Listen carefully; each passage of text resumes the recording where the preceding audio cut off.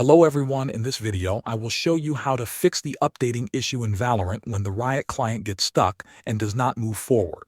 First, restart your computer. This may sound simple, but it often fixes temporary bugs that stop updates from working properly. If the problem is still there, close the Riot client completely. Then right-click on it and select Run as Administrator. This gives the app full permissions, which can help it install updates without restrictions. Next, open the Riot client and click on your profile icon.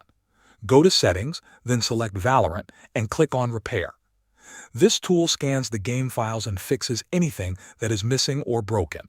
You should also open Task Manager and end all Riot-related processes. Look for anything connected to Riot Games or Valorant, close them, and then launch the client again, fresh.